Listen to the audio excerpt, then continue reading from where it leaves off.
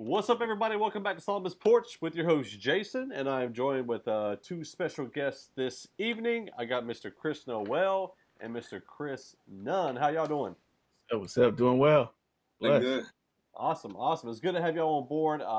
If you haven't been watching the show tonight, they have been on with two other segments. We discussed whether or not Christian Lamar is a Christian rapper or why he wouldn't be or why would anybody be. So, go check that out if you haven't seen it already. We talked about some more stuff in there too as well. So it wasn't just Kendrick Lamar. But we're going to be doing a round five, our top rap albums, our top hip hop albums. These guys said that they were able to get it. I spurred it on them like last second. So my list shifts all the time. Just let's just be honest. It's getting ready to shift right now because I just thought of something that I forgot to put on my list. So, Mr. Kris Noel, start off with you, sir. Can you give us your number five? My number five. I'm gonna go with 2020 from Trip Lee. Ooh, oh yeah, and this is a Christian or non-Christian list, by the way. So, all right, go ahead, keep going. Yeah, that was 2020 Trip Lee. And honestly, like, because I have other people on here that could have definitely like made top three, but I'm gonna just keep that right there for now. But yeah, Trip Lee is definitely one of my favorite artists from the same part of Texas. So you know what I mean. Shows love. He actually put me on. Like he was the first person that in 2008, I believe, that when I got familiar with Christian rap, I heard him and it was like, yo, like this dude is fire, bro. Like so this this project definitely has a sentimental value for me, and so yeah, Okay, that's my. okay. All All right, Mr. Kris Nunn, what's your number five, sir? right. I had I was wrestling between 2020, but I put Rise, Triply Rise. Mm. Um, it's one of my top three too, but because it's just, if we go by songs, he's definitely one of my top three. But Rise is man, it's just dope. 2020 for me also because it was like to me like was one of the first sonically like clear reach albums that came out. Yeah, I was like since Real Talk, but yeah, but Rise, man, I love that, man. I bumped that. That's my traveling music. Yeah. Cool deal, man. I actually don't have Trip Lee on my list, but What? honestly, if I did, Roz would be on there. It's got plenty of tracks that I absolutely love. So yeah, man, shout out to Trip Lee. My number five is John Gibbs' Soul Rebel. There is not one skippable track on this album for me. It's the perfect mix of the different types of music. Like he's got his soul in there, his R&B, his rap, all the features absolutely killed it. And I just like for me, it's and honestly, John Gibbs is one of my favorite artists. I just really wish he didn't leave Christian music. Yeah, I'm very sad. I would even venture to say I would take a wild swing and say that Soul Rebel beats out any K-Dot album. Now move on to number four for Kris Noel. Number four for Kris Noel. Was mighty quick. But yeah, so next one is gonna be Miseducation, Lauryn Hill, because as you know, man, like I'm a huge Lauryn Hill fan. Just the excellence in her craft in general, man. And there's like nobody else who has reduplicated her sound. Like those are the types of artists that I gravitate towards. It's just very organic. She could rap, she could sing, play the guitar, and she just how everything came together was like voila. And so my number four. Yeah, that's actually Lecrae's number one. So at one point it was Lecrae's number one. I don't know if it still is or not. I gotta say, Alex, we had somebody chime in and say facts. John Gibbs was and would have probably been the best rapper. So yeah, man. So Kris Nunn, you're number four, sir. Number four was a Purple Heart by Seven. So Seven. Dang. Dude, man. From the same city, you know what I'm saying? I live in North Carolina, but California's home. Okay. Well, actually, North Carolina's home, though. But my DNA is Sacramento. Where I talk, my whole swag, Sacramento. Seven Purple Heart, man. Just when I want to go home, I pop that in. So Yeah, he's Yeah, a man. monster. Yeah, yeah. Seven again can rap, can sing, like it's dope, full man. package. And I think a little about Seven, man, is I believe what he says. Yeah. I don't believe what everybody says in Christian hip hop, especially when they talk about hitting the streets and doing ministry. I don't talk about hitting the streets and doing ministry because I don't do it. I just that's a bad thing, I know, but I don't do that. Keeping 100. Yeah. Like Seven does, and I know he does. Like, Yep. so yeah, man, absolutely. Yeah, Broken Mirror is my jam too. As somebody said, yeah. Yeah, man. My number 4 is Flag Exam by Jay Gibbons. Jay Gibbons, man, and he is such a great rapper. His production on it was absolutely fantastic. I don't know who produced it. I know it's a Humble Beast record as far as record label. So, they had a lot of the final saves and stuff. Again, all of his features were dope. John Gibbs was on there and killed it. And just everything on there, like he's got a mix of everything. That's one of those albums, like if I'm cutting grass and I know it's going to take me a while, like I'll put it in and jam to it the whole time. And I just love it. I love it. Again, another artist that kind of left the Christian genre. And yeah, they're actually cousins. John Gibbs and Jay Gibbons are cousins. And they actually do have the same name, if I'm not mistaken. And one of them just decided to change it because they didn't want it to be. Because you got John Gibbs, Jeremiah Gibbs, or Gibbons. Like, that'd be too many J's in there. So anyway, yeah, man, number 3, Kris. Yeah, so I'm gonna go with a classic for me anyway. Go with Stankonia. You know what I'm saying? Out. Yo, I'm a huge Outkast fan, bro. Like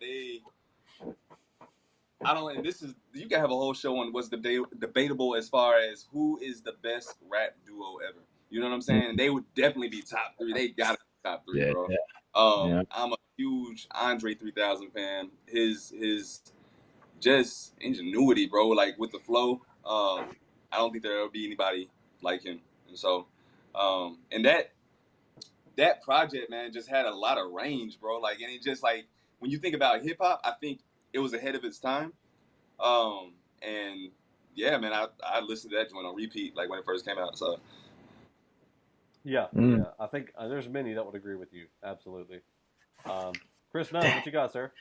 That was a good one. I wish I remembered that one. Yeah, it's tough, man. There's a lot of great albums that's been through the history, man. I would say Beautiful Monster by Thizzle. Ooh, great album. That goes hard, man. That Beautiful Monster just, yeah. Yeah, man. That album had, to me, no skippable tracks. Like, yeah, hands down, it is my favorite Thizzle album.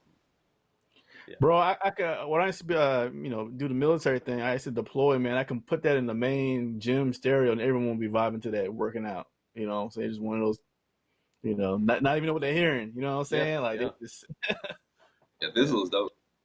Thizzle, another one. I believe what he says. Yep. Like, and when I can believe what a person says, it makes me appreciate their art much more. So yeah, man. My number 3. By probably one of my favorite rappers, definitely top 3, is Jared Sanders. Hurry Up and Wait.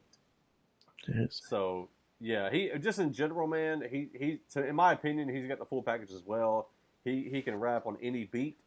He's got the harmony on it as well, and he's just a dope songwriter. And I just believe like anything that he's on, to me, sounds great. Greatest rap duo of all time, better than Outkast, Jared Sanders and Jeremiah Blygen. Those two guys, man, those two guys, as far as the duo goes, like I really wish they would make an album together. Like that'd be so dope. Yeah. So yeah, Hurry Up and Wait. And I'll be honest, when that album came out, that was a very, very, very important album in my life at that moment when it dropped. Like I was in a situation where it was like I was fighting for contentment in my life, and I was always wanting to go forward, and I felt like I was hitting the wall. And this album just made me understand how much patience I really needed. So I don't think that weighs on it being my favorite album, but it just happened to be my favorite album that came out at the right time. So anyway, number 2, Kris Noel, sir. Oh man, it's got to be College Dropout by Kanye. Yeah, Yeah, man. I know there's a lot of things swirling around with Mr. Kanye right now, but that doesn't take away from his just brilliance. Dude is an absolute monster, and I think that you know what I'm saying. That project was before his time. So, at that season in my life, bro, like I remember that like vividly, like listening to that project in the car, man. Be like, yo, this dude is a monster, bro. Like, so yeah. Man, yeah, that's a good one. Good one. Yeah, Kris Noel, what you got, sir? Number 2. My top one, man, it was, I got a lot of top ones, but this is one of my ones like that I grew up with was Aquemini by Outkast. So that Out of This World, Are You Aliens? Like that mix made me like it's besides the Chronic, Dr. Dre's The Chronic is what kind of like pushed me to become a audio engineer. So like that's my heart, producing and audio engineering, and like just the aesthetics of the sound of that album, Aquemini, man, is just out there, man. Yeah, I think that's on a lot of people's list too. Outkast albums in general is on a lot of people's list. So yeah, absolutely. So my number 2 is another Carolina artist, J. Cole, 2014 Forest Hill Drive. I just like, to me, I'm not even going to say what I generally say, but I feel like there's another artist out there that a lot of people compare like being the king right now, and I think that J. Cole's album is better than any album by that other person that people call the king of hip hop. To me, he makes better, like his songs are just great. Like to me, J. Cole is not really the best rapper, and that might be blasphemy for some. That is blasphemy. He makes great songs. Like he's just a great song maker. And I can just listen to his album and just chill and not really think about anything and just rock to it. Like even his outro was super dope. I listen to the whole outro track every time I hear the album. And I'm like, ain't nobody else gonna do that. Just ain't gonna happen. Oh, he's another one of those rappers, like you've been saying. Like I believe in what he says, bro. Yeah, like absolutely. I experienced that, bro. Like you know what I mean. And so yeah, and the fact that and Alex said the man also produces most of the songs, and to me, I don't put that in the reason that it's one of the top albums. It might be one of the reasons because production on it was so great. But yeah. Anyway, I think another artist that does a very fantastic job. This is a side note. Another artist that is a great rapper that does all of his own production, mix and master, and everything is Hopson. But that's a whole other conversation. Oh yeah, he's dope too. I didn't put him on my list. One of his albums would have been on my list, but Illmind 7 kind of messed it up for me. But anyway, number 1, Mr. Kris Noel. Gotcha. It's got to be If They Only Knew by Triple E, man. That was definitely because I was at a fork in the road in my life, and that joint definitely propelled me towards the right direction. Again, we're from the same place, and he showed me like, man, you can take your gift and glorify God with it, and it's dope, and it's not, because it was perceived as whack as before, just to be completely honest with you. And so, and like you've been saying, Jason, I believe, dude, man, like he, I do, because that's the thing, man. You can tell, like, I think that's such an important thing with music, bro. Like, do you believe what they're saying, or is this like lollipop music? You just trying to get views, you know what I mean? Like, and I'm trying to stray away from the lollipop music. I'm like, yo, show me something, man. Show me your heart. And so, Triple E, all his music has always been like that, man. It's always been about something, and it's always had excellence in it. And it's always had that Texas, you know what I'm saying? That Texas style in it. I've always gravitated towards that. So yeah. Chris Nunn. Man, that's a tough one, man. I would have to say Dr. Dre The Chronic would be like I was junior high when it came out. Like that was like that's probably one of the main reasons why I became a producer. Like I was like, I want to make beats, I want to rap, I want to mix and match my own stuff. You know what I'm saying? That one was like, you know, as looking back, I'm like, man, I would never play that in front of my kids, but you know, just the artistry on there and just the history. Yeah, man. So Yeah, my number one, I had to have an Eminem album on my list, and it's the Eminem Show.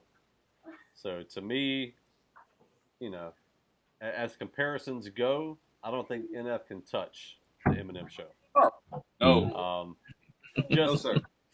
you know, I don't believe everything he says at all. I don't believe anything he says. To be opposite of every other reason why I love all the other artists,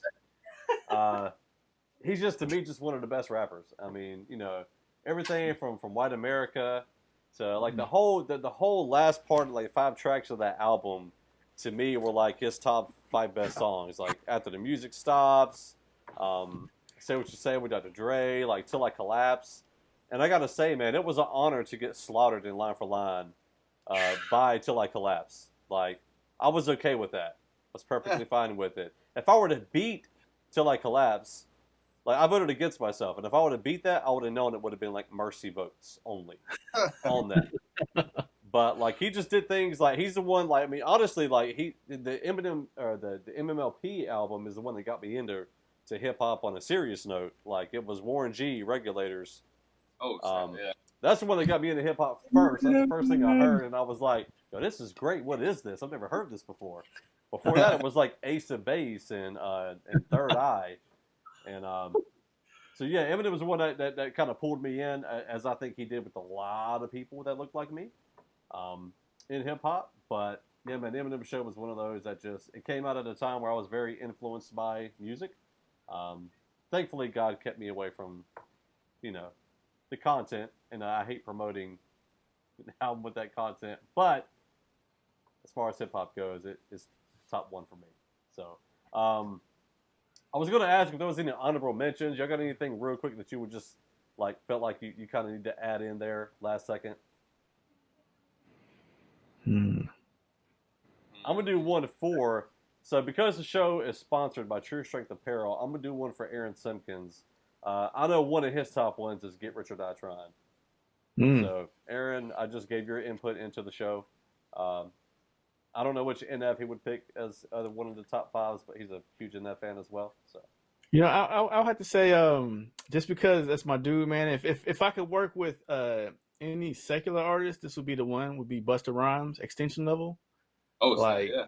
Extinction Level, man. That was like all the front to back album, and like just, man, dope, man. And his flow style, man. He survived 20, 30 years of hip hop almost, man. Still putting out stuff. But yeah. I think, a lot of people. I just came onto this dude maybe in the past couple of years, but I'm really a fan of Big Crit. Yeah, Big Crit is dope, and I'm not that familiar with like all of his projects, but I've definitely been listening. Forever is a Mighty Long Time. From what it's a project is definitely worth checking out for the hip hop heads. You know what I mean? Now, and he's another one. Honestly, he could have been included in that conversation. He talks about God. You know what I mean? Is it theological? I don't know. We might have to pull the lyrics up, but yeah. So that's my extra. Hold on! I got to trade out. I'm gonna trade mine out with Jackie Hill Perry's, man. Ooh. Oh, dang, yeah. Every time I get in the car when I'm going somewhere, man, her album's like twice on my playlist. She's a monster, yeah. She's a monster. She's dope, man. Like, yeah. So Alex said no Kanye. Kanye was on Chris's album. I mean, it was on Kris Noel's list. I would say College Dropout is up there for me in like top 10 to 15-ish. I also got to say Alex Faith, his At Last album was very dope. I just felt like that, like, and his Honest to God mixtape was fantastic.